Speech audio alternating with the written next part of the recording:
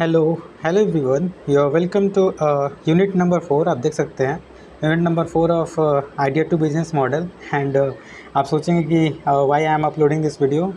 Means ये तो एक कलेक्टिव सब्जेक्ट है और what is the importance of it. तो इससे पहले हमने थर्ड यूनिट में बताया है कि ये एक बहुत ही आप इसको जैसे हल्के में ले रहे होंगे, तो don't take it in a very light way, because ये एक ऐसा सब्जेक्ट है जो means it's really important as a respect of your future also, because कहीं ना कहीं obviously it's means clear कि आप इतना मेहनत कर रहे हैं। आप इलेक्ट्रिकल इंजीनियरिंग से सोचो, आप बीटेक कर रहे हो, कहीं ना कहीं एक दिन ऐसा आएगा जब आपके पास भी पैसा होगा ही होगा।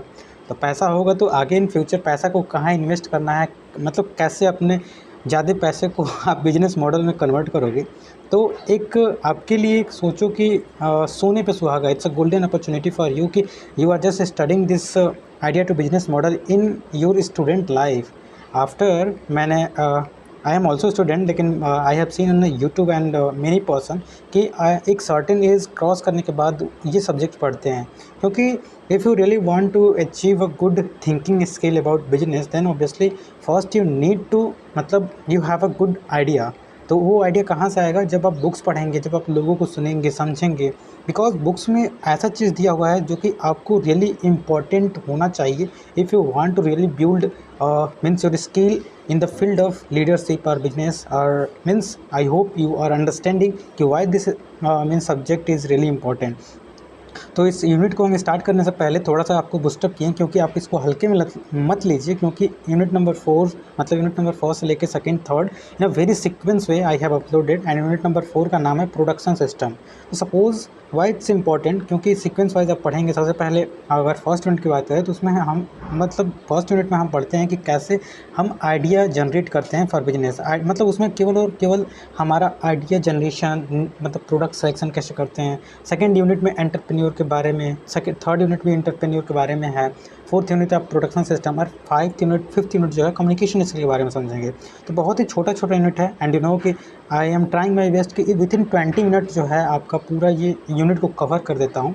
और ऑब्वियसली आप पीपीटी देखते होंगे, मेरा पीपीटी केवल और केवल point two point 2D point होता है, क्योंकि you are engineer, you are in third year और आप इस 6th सेमेस्टर में आ गए हैं। तो 6th सेमेस्टर में आपने इतना एग्ज़ाम, इतना सीटी, मतलब सीटी एक्सटर्नल इंटरनल इतना एग्ज़ाम दे दिया है कि आपको अगर केवल आपको पॉइंट पता हो तो आप अच्छे से, मतलब उसके अंदर क्या कंटेंट लिखना है, यू नो वेरी वेल। तो चलिए, without just delaying, I am just going to start the unit number 4 of your AKTU 6th semester idea to business model.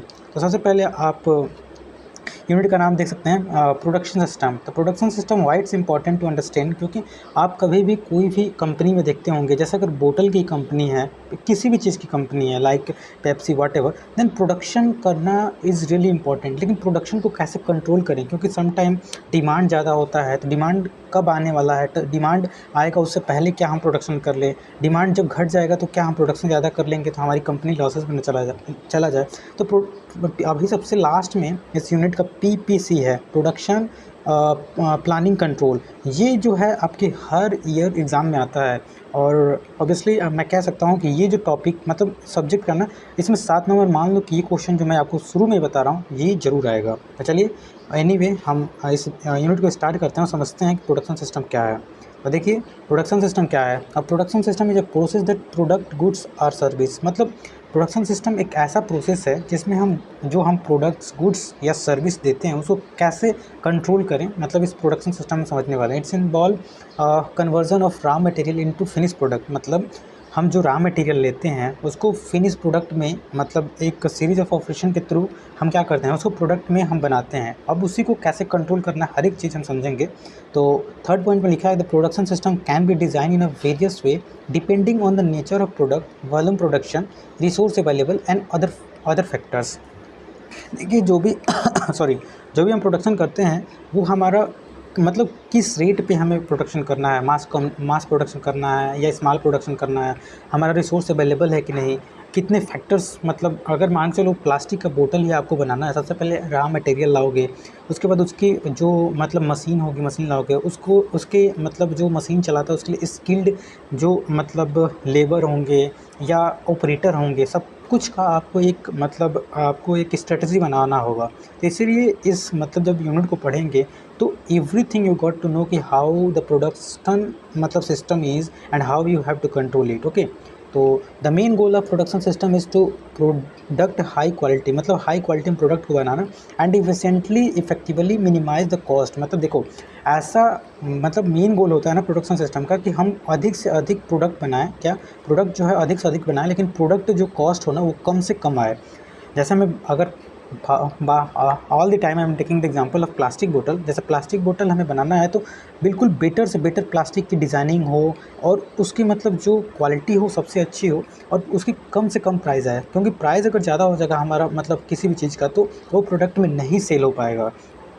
तो सभी चीज़ को ध्यान में रखते हुए हमें प्रोडक्शन सिस्टम को समझना होगा। जैसे यहाँ पे सबसे फर्स्ट हम पढ़ेंगे डिजाइनिंग ऑफ प्रोडक्शन सिस्टम। तो designing of production system refer to the process of planning and developing in efficient and effective method of product, मतलब प्रोड्यूसिंग जो गुड्स एंड सर्विस। एक इफेक्टिव वे, एक प्लानिंग के तहत हम जब अपने प्रोडक्ट को मतलब डिज़ाइन करते हैं for just final product, it's known as product, मतलब हमारा क्या है designing of product. And designing of product मतलब का मेन मतलब same thing again it's written here कि कॉस्ट इफेक्टिव होना चाहिए एंड हमारा जो है मतलब मतलब प्रॉफिट भी हम कमाने चाहिए। ऐसा नहीं कि हम कोई ऐसा प्रोडक्ट बना दिए जो मतलब हमें बनाने में तो 4 रुपया लग रहा है और बेच रहे हैं हम 5 ही रुपया में, तो 1 रुपये का अगर केवल हम मुझे प्रॉफिट हो रही है तो मे बी इसमें बहुत सी चीज़ें जैसे ट्रांसपोर्टेशन कॉस्ट, लेबर कॉस्ट, बहुत सी चीज़ जुड़ेंगे। तो ऐसा भी नहीं, आप मतलब कैसे प्रोडक्ट को बनाएंगे, कैसे प्रोडक्ट को सेल करेंगे, everything you have to have good idea. You have to analyse the market also कि मार्केट में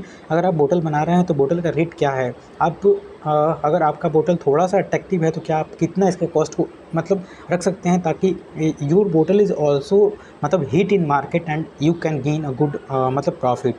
ओके, तो सबसे पहले इसमें इन्वॉल्व करता है कुछ की स्टेप, उसकी स्टेप को हम समझते हैं। जैसे कि सबसे पहले लिखा है determining the product and service to product. सबसे पहले हमें डिटरमाइन मतलब हमें निश्चित करना पड़ता है कि हमें कैसा सर्विस, हमें कैसा प्रोडक्ट को बनाना है। उसके बाद एनालाइज द प्रोडक्शन सिस्टम।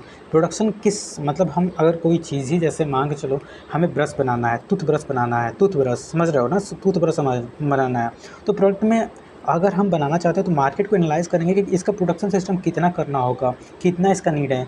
क्या बहुत से चीज़ जो होते हैं सीजनल होते हैं, जैसे इफ़ आई टॉक अबाउट जैसे सीजनल, जैसे अभी गर्मी का सीज़न है तो अभी कुल्फ़ी या जो भी है मतलब पेप्सी, इसका जो प्रोडक्शन है बहुत ही मास कम्युनिकेशन पे होता है, हम कंज्यूम भी करते हैं।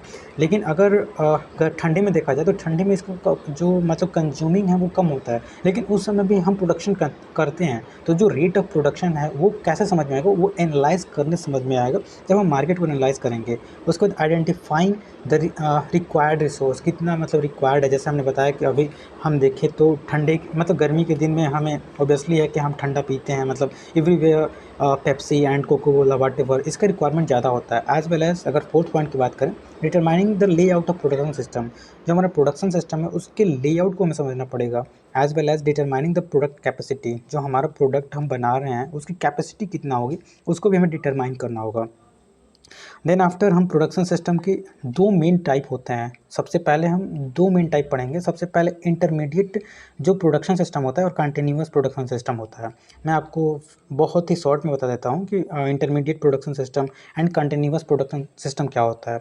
इसका पूरा डिटेल्ड में दिया हुआ है, उसको डिटेल को भी समझाएंगे, लेकिन सबसे पहले मैं आपको बता देता हूँ कि इन दोनों के बीच में मेन डिफरेंस क्या है। तो देखिए यहाँ से नेम से क्लियर है, इंटरमीडिएट प्रोडक्शन सिस्टम। इसका मतलब ये है कि जैसे फॉर एग्जांपल जैसे मैं सीजनल ही ले रहा हूँ, अभी सीजनल मांग चलो सभी लोग बाहर जाते हैं तो आज मतलब कुल्फ़ी खाते हैं लाइक, तो ये सीज़न पे डिपेंड कर रहा है। और ये जितना मान के चलो कोई कंपनी है, ठीक है, कोई कंपनी है तो अगर उसको जितना ऑर्डर आएगा, जैसे 1000 ऑर्डर आया लाइक सपोज़ केक मान लो वाट एवर, तो जितना ऑर्डर है उसके अनुसार अगर बनेगा तो वो इंटरमीडिएट प्रोडक्शन सिस्टम में आएगा।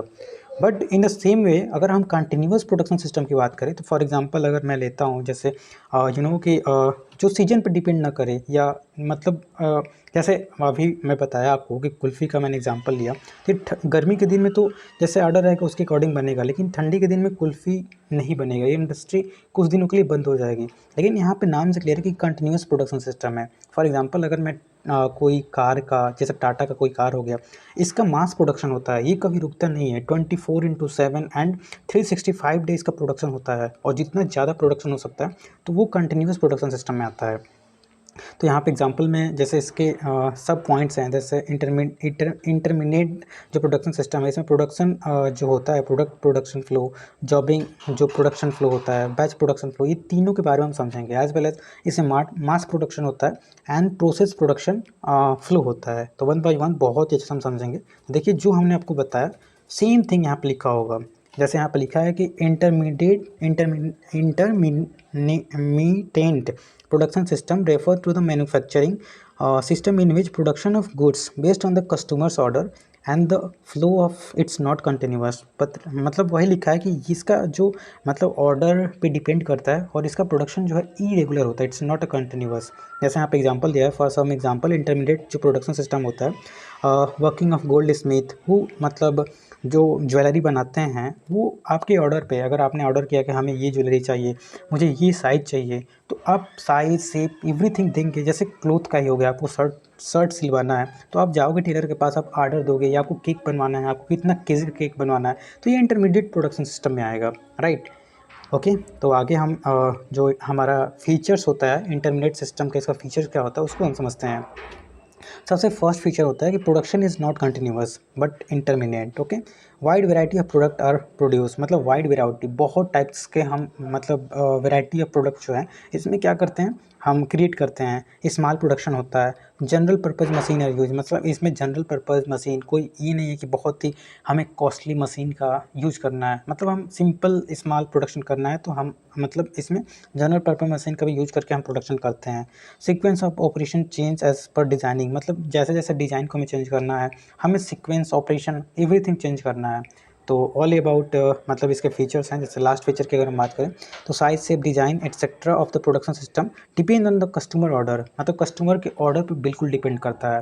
लेकिन मास प्रोडक्शन में जैसे हमें कार बनाना है, जैसे कोई भी कार है उसका फीचर्स हमें मालूम है कि हम अगर ये कार खरीदेंगे तो इसमें ये फीचर है, और जैसे हमें मान के चलो कोई भी कार, इलेक्ट्रिक कार लेते हैं, इफ एनीथिंग, तो अगर वो कार का मॉडल नंबर है तो आप जानते हो कि ये मॉडल नंबर का इतना ही मतलब फीचर है और ऐसा ही बनाना है, तो उसमें कोई भी शेप साइज़ में चेंज नहीं होगा। लेकिन इंटरमीडिएट प्रोडक्शन सिस्टम में वो डिपेंड करता है कस्टमर मान के चलो फॉर एग्जांपल अगर उसको केक 3 kg का लेना है तो आप अगर आप कंपनी का ओनर हो तो आपको 3 kg का ही केक बनाना है।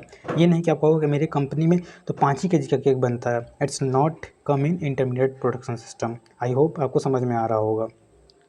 नाउ इसमें हमने आपको टाइप बताया कि जो मतलब इंटरमीडिएट प्रोडक्शन सिस्टम में 3 टाइप होते हैं, product production flow, jobbing production flow, batch production flow. देखो इतना नहीं भी लिखोगे, बस इसका टाइप लिख के छोड़ दोगे तो you get a good marks, क्योंकि जो हमने ऊपर इतना बताया अगर इतना भी लिख देते हो तो इट्स इनफ। इसके मतलब जो जितने भी हमने पॉइंट बताया इस पॉइंट में थोड़ा थोड़ा लिख दो, it's okay, it's enough. Because अगर टीचर भी कॉपी चेक करेगा तो वो इतना नहीं आपको पढ़ने देगा कि आप क्या लिख रहे हो, बस ये देखेगा कि आपका पॉइंट तो सही है ना। If your point is okay then you get whatever the desire marks you want. Okay, after मतलब हम देखें तो फीचर्स ऑफ मतलब कंटिन्यूस इज जस्ट मतलब यहाँ पे टाइप्स ऑफ इंटरमीडिएट नहीं होगा, यहाँ पे कंटिन्यूस प्रोडक्शन सिस्टम की बात किया गया। तो continuous production system is a type of manufacturing system that operate constantly without interruption of frequent halt, मतलब ये कंटिन्यूसली ऑपरेट होता है। लाइक यहाँ पे एग्जाम्पल क्या दिया है, example of continuous production system is include a food industry, whereas large scale production food takes based on the demand of forecast, and fuel industry crude oil। तो ये जो हैं मतलब मास कम्युनिकेशन पे होते हैं। और जैसे मतलब यहाँ पे एग्जांपल दिया है फ्यूल इंडस्ट्री, जैसे एवरीवन नो कि जो हम फ्यूल यूज करते हैं, जो गाड़ी में पेट्रोल हम डीजल यूज करते हैं, अगर वो एक दिन के लिए स्टॉप हो जाए देन हमारी लाइफ आप समझ सकते हो। तो ये कंटिन्यूस है, ये कभी नहीं रुक सकता, 24/7 एंड 365 डे ये चलता रहता है। तो it's known as mass production और कंटिन्यूस प्रोडक्शन सिस्टम, राइट। तो ये जो है लार्ज अमाउंट में मतलब हम इसको प्रोड्यूस करते हैं। एंड आगे इसके भी फीचर्स होंगे। जैसे अगर फीचर की हम बात करें, production is continuous without any interruption, production always the same following same format as well as quality is predetermined. जैसे हमें डीजल ऑयल ही बनाना है तो डीजल ऑयल को रिफाइन करना है तो हमें पता है अगर कोई हमें रेटिंग है तो उसी रेटिंग पे करना है। इट्स नॉट अबाउट कि कस्टमर का क्या डिमांड है। कस्टमर का डिमांड मैटर करता है, लेकिन हर समय कस्टमर का डिमांड यहाँ पे मतलब नहीं मतलब कंसिडर किया जाएगा, ये प्री डिटरमाइंड होता है।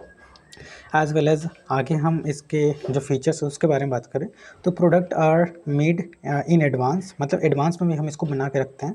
बिकॉज अगर मान के चलो अगर मैं क्रूड ऑयल की बात करूं तो एक दिन में मान के चलो पूरे इंडिया में, मान के चलो इंडिया छोड़ो, मतलब आप जैसे मतलब ये वेरी सिंपल, इतना एक्सप्लेन करने की नीड नहीं है because you are understanding what I am about to say. मतलब इसको एडवांस में बना के हमें रखते हैं क्योंकि जो तेल है या everything which is come in the mass production system, it's really important to have in advance. Okay, आगे हम इसमें मतलब इसके टाइप जो है mass production and process production flow, ये इसके टाइप्स हैं।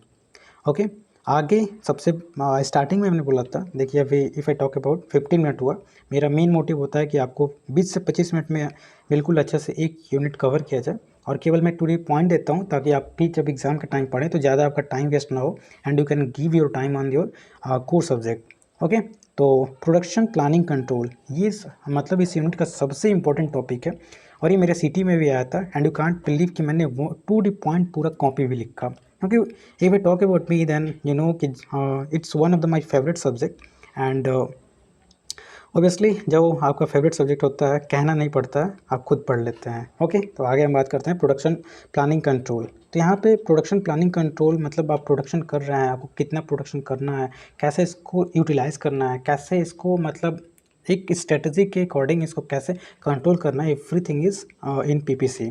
तो यही लिखा है कि PPC production planning control process in which manufacturing to ensure that जो प्रोडक्ट आप मतलब डिज़ाइन कर रहे हो वो टू दी पॉइंट और इफ़िशियंटली जो है एक क्वालिटी लेवल मतलब क्वालिटी जो है उसका मतलब डिग्रेड ना हो, और वो इफ़िशियंटली जो है मार्केट में आपका जो भी मतलब प्रोडक्ट आप बना रहे हो मिनिमम कास्ट में, मतलब जो आप मार्केट में जैसे आप प्रोडक्ट बना रहे हो डिलीवर कर रहे हो तो वो मतलब बिल्कुल उसका कंटिन्यूस फ्लो बना रहे हैं।